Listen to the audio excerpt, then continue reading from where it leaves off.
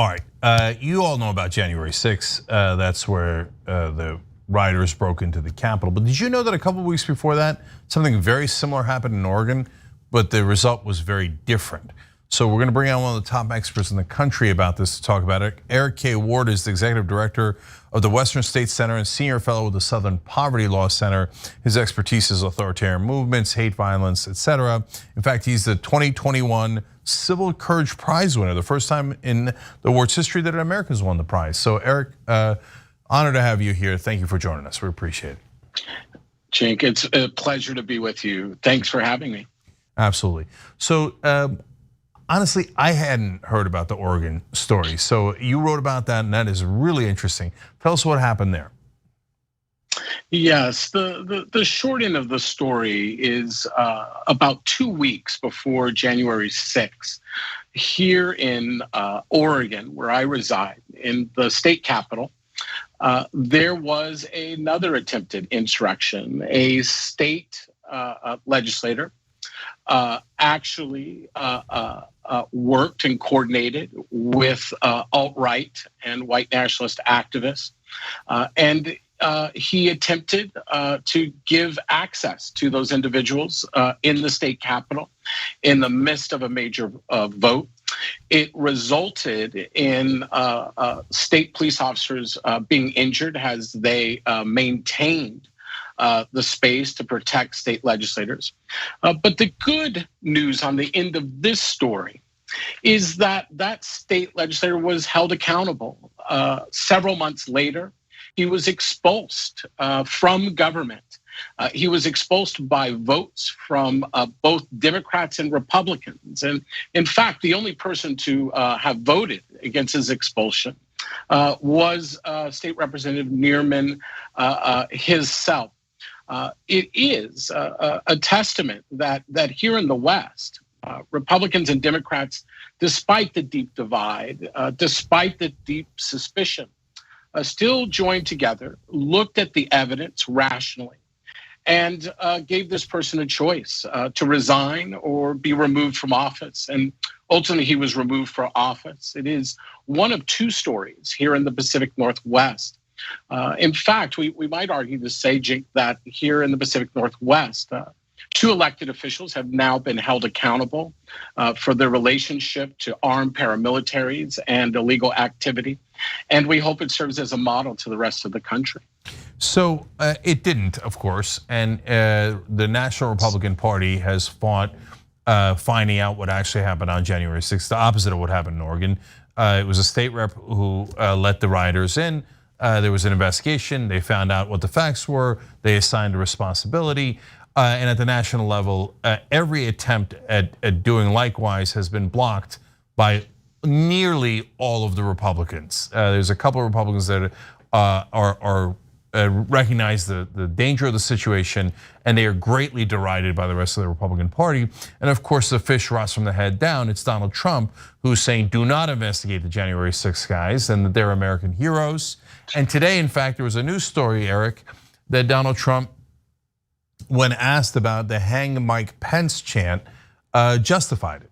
And so isn't the number one issue here, and when you see the disparity between local Republicans and national Republicans, that there's an authoritarian figure like Donald Trump who's driving the fascism and the law breaking and encouraging basically an uprising against our democracy? Cenk, we are very much still in a constitutional crisis at the federal level. There was an attempt to overthrow the process of American democracy. And sadly, too many Republicans at the national level still believe that the health, right, of their political party is more important than the health of this republic and the democracy, right? The process of democracy that we use, right, to move ourselves forward together. And we continue to see this play out, and we should understand that it's quite fluid. These elected leaders would not be able to do so without the support of base. But it tells us something else besides the weakness of this Republican Party leadership, right, to defend democracy rather than insurrection. And it is this. The truth of the matter is that the Republican Party has been taken over by authoritarians. These are not tax and spend conversations that of conservatives, right? This is a movement that seeks to overthrow the US government.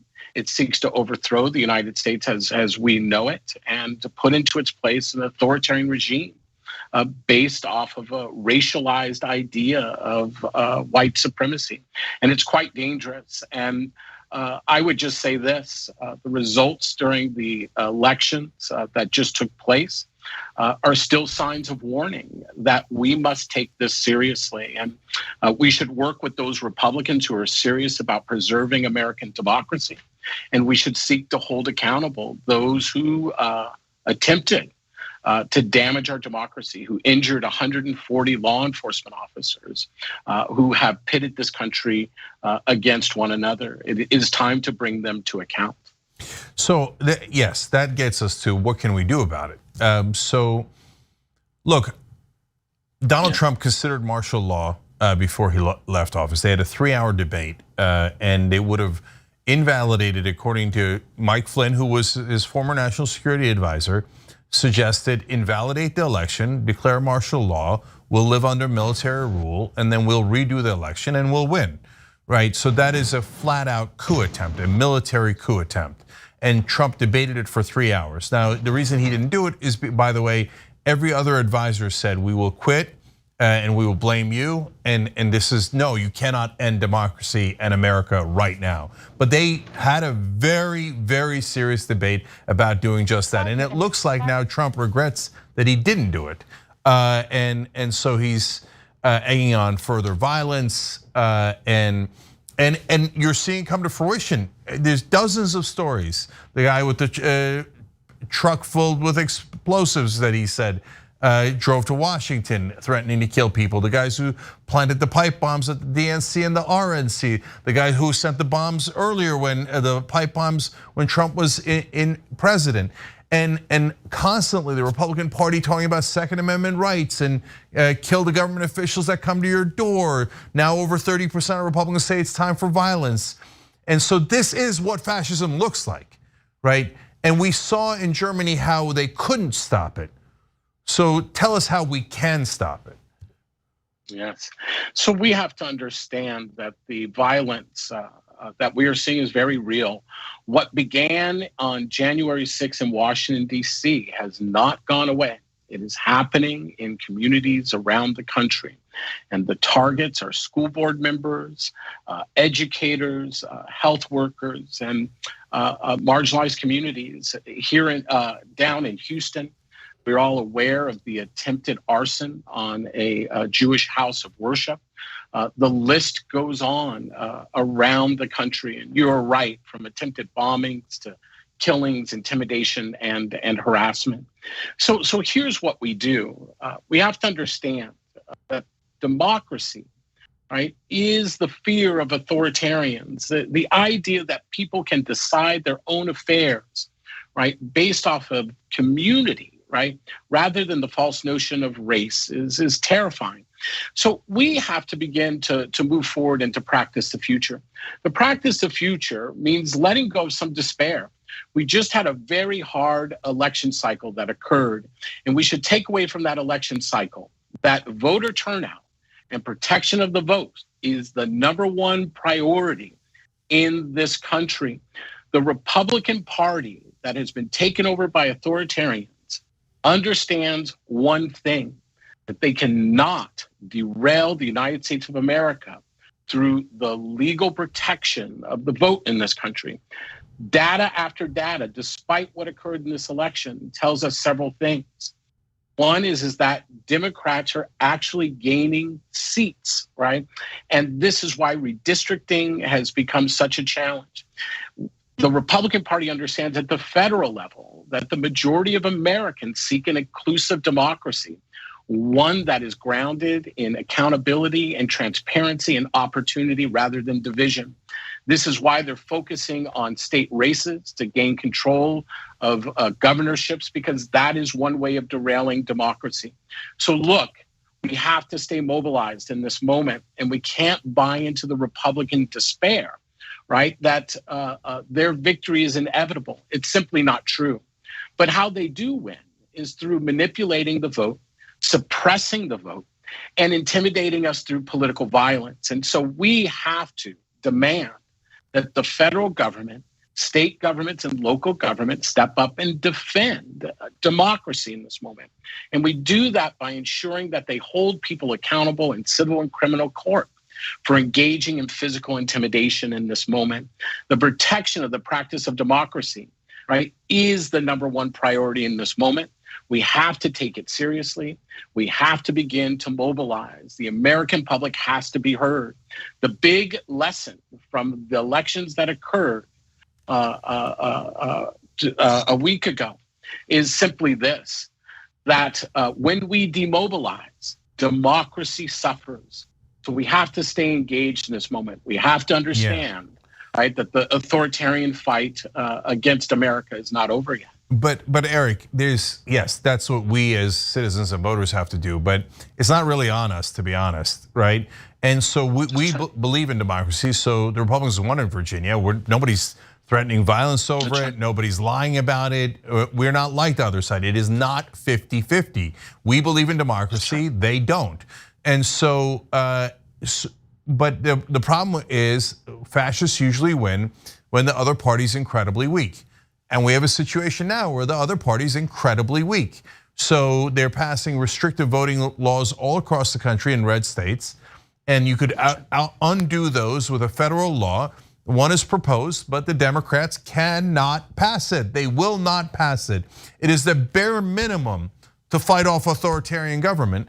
And the Democratic Party is so incompetent that they won't do it. So is it not also the fault of the Democrats?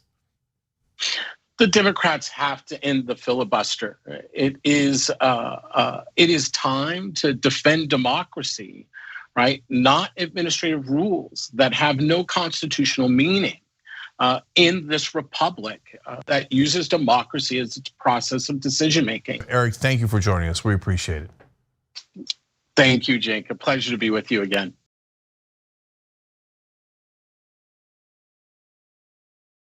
Cenk Uygur is not here today, which means that I will be able to talk during the show. Now, we'll see. We'll see. Poor Cenk, under the bus. My God, if Jesus came back, how much would the Republicans hate him? Now you have to give away all of your possessions to the poor. Steve King would be like, oh, Weezy. Everyone should be lucky enough to have a John Iadarola in their life. You confused everyone. Okay, sorry. I thought it was pretty clear. Take a break now. You can turn me into Dr. Manhattan as long as I get what Dr. Manhattan's packing, okay? The liberal mom says, Mark Thompson, have you ever thought about doing one of those tapes that soothe people to sleep? Like Mark Thompson reads the phone book. I'd buy it. If you'll buy it, I'll do it. Emilio D'Amelio writes in, John, you are so thick. I love you. That's what he wrote. Pork Chop Express writes in and says John Iadarola needs a new jacket. Whoa. Those 24-inch pythons are about to burst out of his sleeve. Gun, baby. You know, the two people here said that their moms were both in love with you over Beauty and the Beast. Mm-hmm. That's an improvement. I usually get grandmothers. Charlie Turk. No, wait a minute, don't you dare. Chemical castration when we return from the break. I hope that, who they choose for the White House isn't just a borderline Klansman. That's all we gotta hope. That's it. We will settle it. She's cute. I didn't say that about Laura Ingraham. Scandal at TYT. Did Anna comment on my tan yet? No, she hasn't. You're a good boss. But Anna did say that I come in here today with a fresh mind. That's all I'm about. I'm about a fresh mind. I can't with you right now. Okay? She just can't. She can't, but nonetheless, we have to for another 3 hours. I'm back, baby. Let's rip in the Republicans. See, don't miss the live show. That's great. Tell people, if you're a member, you get the whole live show whenever you want, because this stuff doesn't go into any of the clips.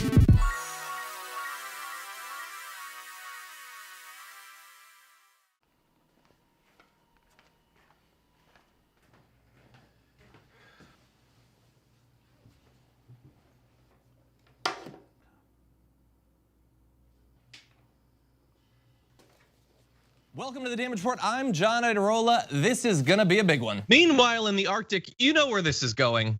You watch the Damage Report, the Arctic's on fire. Obviously, why would we be talking about the Arctic except to tell you that it's melting once again? The Republicans aren't that interested in it. I wonder why. Lift out of poverty up to 3.7 million people, including an estimated 1.3 million children. Hashtag save the children? Not if it costs money. I mean, come on. What's happening? I'm Dr. Rashad Ritchie, host of Indisputable with Dr. Rashad Ritchie. Here's the bottom line. I play no games about policy, period. Too many people's lives are at stake. So here's what I do. I challenge conservative ideology that hinders the growth of this country. I make sure we place our facts in proper context, and I have no problem debating anyone on a position that I have. Progressives have the ideas to change the world, but when you really look at it, progressives have always change this world for the better. I want you to tune into my new show, Indisputable with Dr. Rashad Ritchie, right here on the TYT network, 2:30 p.m. Eastern time, 11:30 a.m. Pacific time. I'll see you there. Everything that we've accomplished over the years is because of our members who've allowed us to remain independent of corporate interests and reach 20 million followers. Now is the time to bring as many people into the progressive movement as possible. We're inviting you to be the change and help bring a community-powered progressive change machine to life. Details are at tyt.com/change. If you're a member, thank you. We need you to remain so. If you're one of the thousands of viewers out there who's not a member yet, the time has come for you to join now. We need you more than ever. tyt.com/change. Back on the conversation here. It's an interesting debate we have in this country. We have a lot of silly debates, and this is among them. The Constitution says we shall not establish a religion, and so the right wing says that obviously means we should establish a religion. And then we have to debate it. So that's what we're gonna do here. We're at least gonna discuss it. Corey Brettschneider is professor of political science at Brown University. He's also been a visiting professor at University of Chicago and Harvard Law Schools. And he's written a book about this, Religious Freedom. So Professor Brettschneider, great to have you on the show. Thanks so much. Looking forward to the discussion, and of course, what a great opening. Yeah, we've strayed so far from the ideas of our Constitution and the ideas of religious freedom. The completely false idea that this is somehow a Christian republic couldn't be further from the truth, and that's what I'm trying to do in this book, partly through my own introductory essay and introductions to the pieces, but also by giving readers access to what the framers like James Madison actually said and what people like John Locke actually said. And when you look at these figures that are often cited by the right wing, you see how far they are from anything that they're purporting to support. So Corey, just to be absolutely clear, because the right wing lies so often that people are confused. Nowhere in the Constitution does it say we're a Christian nation, correct? It not only doesn't say that, it really says the opposite. The part that you hear a lot about now, and it's an important part of the Constitution, our First Amendment talks about Congress not being able to prohibit the free exercise of religion, and that free exercise clause, of course, is familiar and fundamental. Government should never be able to tell people what to believe and how to worship, and certainly not to worship. But there's another equally important and forgotten part, and that's the Establishment Clause, which talks about the importance of our government not being based on any one religion. That's the fundamental idea, that we don't have, certainly not a Christian republic, no republic based on any religion. But it's more than that. It's also that we can't make laws respecting an establishment of religion. And really what that means in common contemporary ways of talking is that you can't make laws related to religion or based on religion. So when you hear the Bible quoted, for instance, as a basis for limiting gay rights or limiting abortion rights, that's exactly what the framers disallowed in our Constitution. Okay, there's so many interesting parts of that. I'm gonna come back to that in a second because that's a more expansive view than you even hear in regular mainstream media. But right. I've always wondered, and I don't know if you have the exact answer to this because sometimes there aren't exact answers, but is America the first secular country? That's a good question. I mean, certainly, even Locke, who's coming from England and is arguing for religious tolerance and limiting the role of religion in public, England has had and still has a Church of England. So even the sort of home of religious toleration, which I think of as England had and has an established church, there certainly are many secular states now, and our government, I think, is unique in both demanding secularity from the way that we reason about religion, but also protecting it.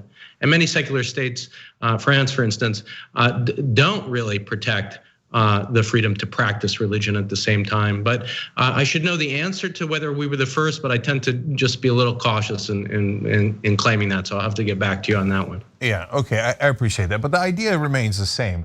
Because I know Ataturk, the founder of Turkey, where my family originally was from, after the Ottoman Empire was defeated, built the Republic of Turkey and looked to Western civilization like America and said Turkey should be secular and should not be guided by Islam as it was previously.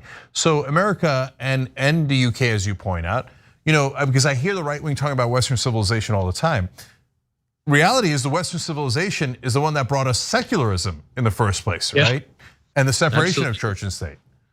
Yeah, the idea, that word Western civilization has been tarnished, I think, by people claiming that the history of the Enlightenment, the history of the founding of this country was something so different from what it actually was. When you're talking about figures like James Madison, he's unbelievably careful to clarify the danger of theocracy. That's one of his primary concerns, and the danger of theocracy is partly in the possibility that you could be ruled by priests in a formal way, but it also has a more pernicious form that I think really speaks to where we are now. And that's within democracy, allowing Congress, for instance, or legislatures to make laws based on religion, to fund religion, really what he was very concerned about, the funding of ministers directly by the state. That was one of his most important concerns in a piece called The Memorial and Remonstrance. But he was also concerned about just reasoning based on religion. And he got that from an earlier influence on the framers, and that's John Locke, who really worried about religious bases for law and talked about the need for secular reasoning when it came to law. And the reason for that is pretty basic, that if you're gonna have a pluralistic society with multiple religions and you base your laws on one religion, you're inherently limiting the free exercise of other religions. So that idea of secularism in our reasoning about law is so fundamental to religious freedom itself. We wouldn't have a free country without it. Look, all of this is relatively obvious if we still lived in the fact-based world. For example, if you said, oh, well, no, we can't establish a religion. Okay, deal, Islam is the new religion of America. Everybody on board? No, obviously no one's on board. Why? Because then you're worried it would discriminate against Christianity. Exactly, that's our point about every religion and every sect of every religion. Is it going to be the Lutherans? Is it going to be the Pentecostals? Who's going to rule us all? And so the point you're making there, Professor, is critical. It's not just about protecting the state, it's also protecting the church. Otherwise, one church will dominate all of the others, or one sect will dominate all of the others. The founding framers were genius. Again, we have to clarify in this land of alternative facts now. James Madison, not a side character in all of this. He's the guy who wrote the Constitution, right? Basically. So if anyone would know, it would likely be him. But that goes to my question now. So the founding fathers, everybody loves to adopt them for different reasons and find different little cherry pick quotes and stuff. But give us a holistic look at it. So I'm sure that there was disagreements, there almost always was, right? There must have been disagreements about this issue as well. So who is on which side? You can tell from the text who won, but I'll ask nonetheless who won. Yeah, I think that look, the framers just disagreed in the way that we do today, but some of them were more influential than others, and that's why I look to Madison as a leading light, and his ally, of course, Thomas Jefferson, on this issue. Not that they were They were terrible, of course, on the evil of slavery, thinking it would be abolished eventually, but very weak in their willingness to do anything at the time. But they did on this issue really capture the thing that's lacking in our own society today, and that's, as you said, the notion that if you make laws based on religion, you'll wind up limiting the religions of others. And they were both, I think, all the framers claimed at least to see Locke as a source for their ideas. And in a way, he's like a mega framer, and he made just exactly the point that you just made so well. I mean, it's almost word for word uncanny. What he said is, look, imagine the city of Constantinople at one point in time controlled by religion A, and then in point 2 controlled by religion B, and the two keep altering. What do you have? You have a war of religion. Nobody can exercise religion as a matter of freedom. And so inevitably, exactly as you say, establishing one religion lives to the limits on others. And I think that Jefferson and Madison really did believe that. Now, Madison himself struggled. So at one point there was a question about hiring a minister in Congress. And so you sometimes hear those who are skeptical of limits on established religions say, well, he did say this later in life. He I think had doubts about that. So, they were dealing with the question of how you interpret these broad philosophical principles that we're talking about. And that's why it's possible to cherry pick, because they were flawed people. They sometimes got their own ideas right and sometimes got them wrong. Right, but the bottom line on who won is pretty crystal clear because it's in the text of the Constitution, right? Well, I think when it comes to the question of what the law is, and the law is, if the law is the text, as conservatives often say, they call themselves originalists, then there's no way that you could allow for the idea that we should have an official religion in this country. So issues like public prayer in legislative meetings, for instance, I think has been given way too much leeway. The court at some point did enforce the law and limited the role of religious symbols in public life, crosses and creches. But more recently, with justices like Gorsuch and the new right wing, I really worry that there'll be an evisceration of the original meaning of the Constitution. So, and that is deeply ironic, given that the main credo of conservative justices are that they're originalists. Well, if you're an originalist, this is an open and shut case. There's no question about it.